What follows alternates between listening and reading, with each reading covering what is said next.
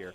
As a small addendum to what I was saying before, I don't want Stormcast to fold Chaos, because the monster they can become when they lose their soul is far more compelling to me than the monster they become if they fold Chaos.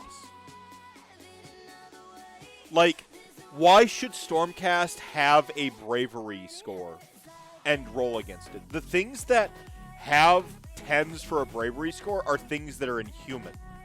Bravery isn't the absence of fear.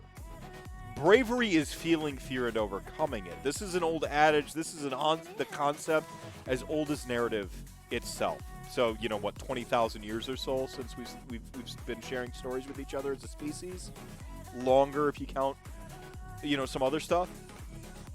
Like, I think that, like, whilst bravery score isn't a proxy or an analog or a direct representation of actual bravery or the soul, because bravery does a bunch of weird shit too, it's the closest thing we do have that infers, like, a verisimilitude regarding, like, humanity and so on and so forth. Like, so, like,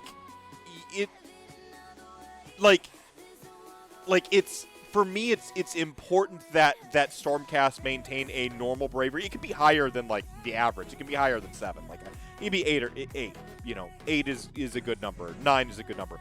8 with buffs that are easy to get that bump it to 10 in the moment. Blah, blah, blah. Go shock immune temporarily, that's fine.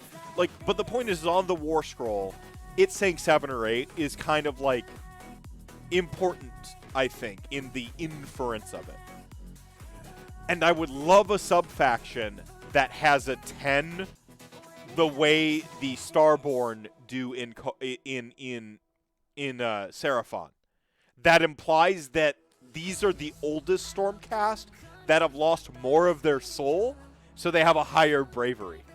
I would love that in the game. Like, I want them to have a sub-faction of, like, the ones that are, like, the oldest and have been reforged the most, so their bravery is 10, or they're straight up battle shock immune, because they're beginning to not even be human anymore. They're forgetting what it even meant to be human in the first place. I would love to see that, just that subtle rules detail. Like, you tell the story about how many of them have forgot their most precious. Many of them have forgotten all but their most precious memories.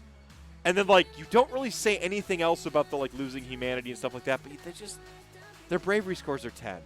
Like, all the demons and undead and, like, and the space star lizard goodly demons that are so alien as to be inhuman. I think that would be really neat.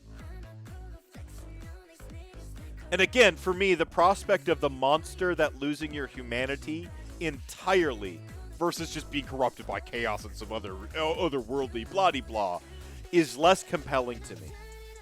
And I mean, it's cool. Like, it's fucking awesome to be heavy metal and, like, do cocaine and, you know, like, and be cord and blood for the blood. Like, all that shit's awesome.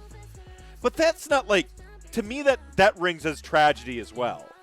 That's, like, very human psychology elements getting out of whack and you falling to, like, excess or falling to, like, pride or falling, you know, like, that's a different story.